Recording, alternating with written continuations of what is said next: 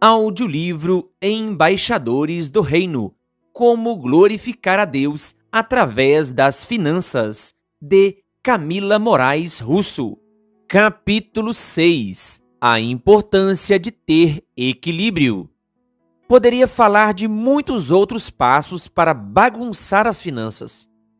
Vou me deter aqui a apenas um: viver o hoje sem pensar no amanhã.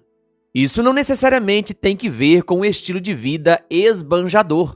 Pode ser a realidade de um cristão modesto e cheio de boas intenções.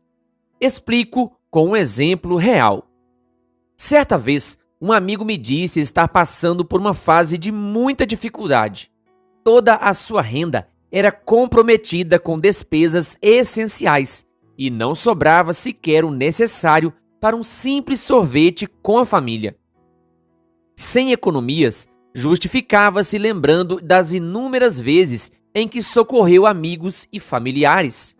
Se nunca guardou dinheiro ao longo da vida, foi porque, segundo ele, sempre esteve disposto a abrir a mão a quem quer que lhe pedisse ajuda.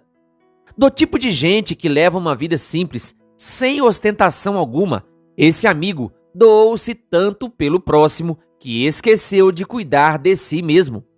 No balanço do seu orçamento ao longo da vida, podemos notar um forte desequilíbrio, onde o próximo adquiriu grande relevância, ao passo que o seu eu do futuro ficou completamente negligenciado. Muito cristão o comportamento dele.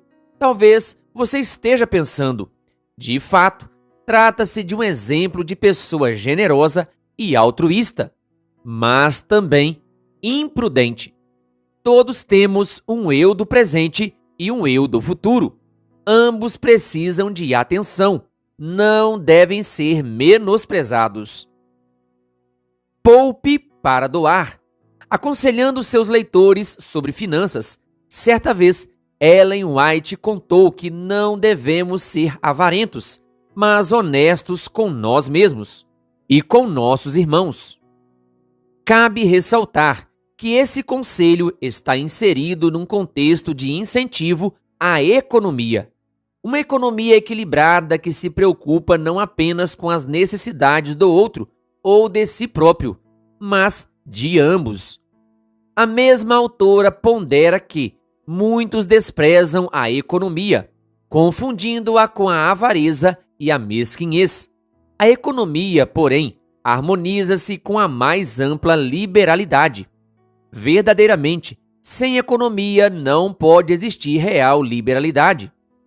É preciso que poupemos a fim de podermos doar.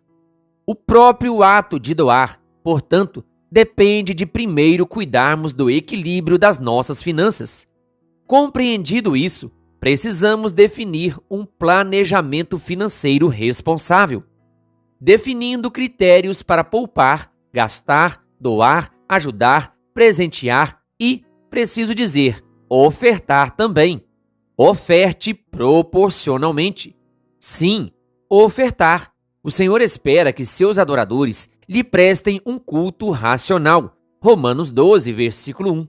No que se refere às ofertas, cada um deve decidir em seu coração quanto doar, jamais com relutância ou por obrigação, pois Deus ama quem dá com alegria.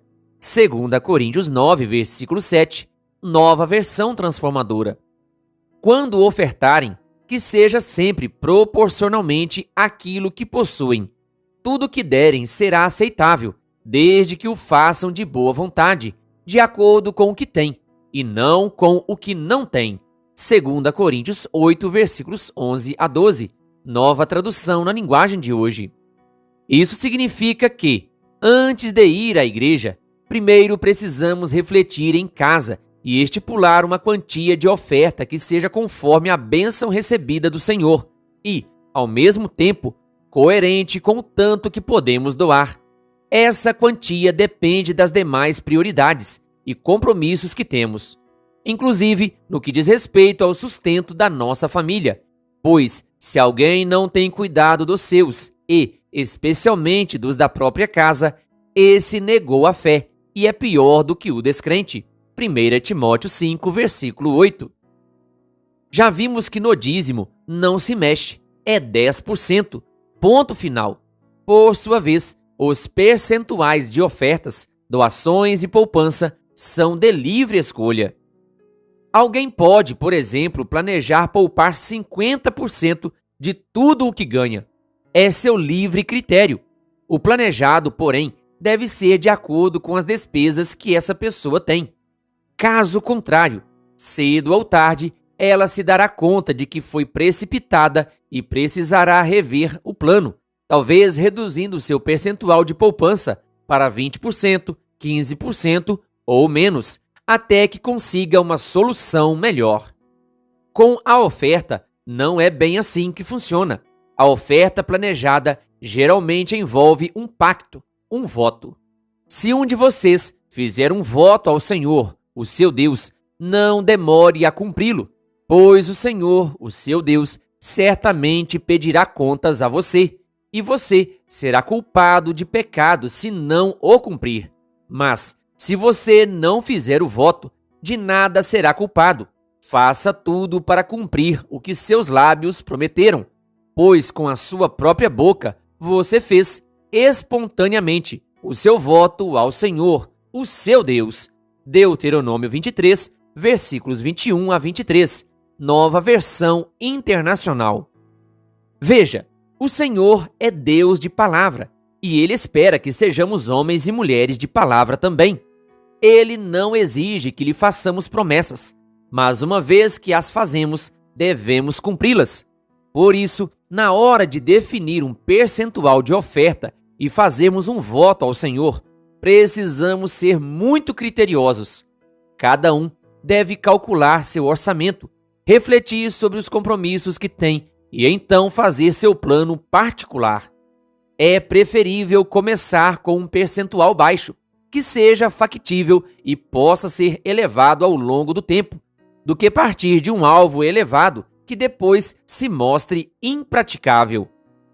Isso não significa que devamos ser mesquinhos para com Deus. Claro que não. A questão aqui não é sobre mesquinharia, nem falta de fé, mas sobre racionalidade e planejamento. Querido leitor, por favor, entenda que esse é um assunto delicado e de extrema seriedade. Lembre-se de quando Jesus apontou a hipocrisia dos escribas e fariseus, denunciando a negligência deles em socorrer as necessidades dos próprios pais e mães idosos, embora dispusessem de meios para fazê-lo. Que justificativa eles davam? Declaravam-se impedidos de ajudar. Afinal, o que dispunham era corbã, isto é, oferta ao Senhor. Marcos 7, versículos 10 a 13.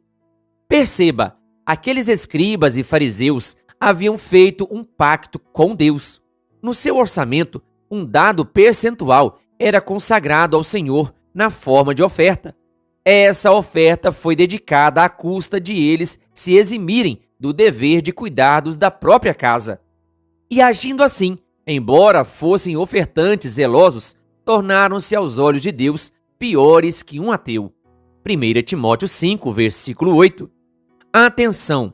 Não é honesto de nossa parte definir uma quantia de oferta que seja ínfima em comparação com as bênçãos que Deus nos tem concedido.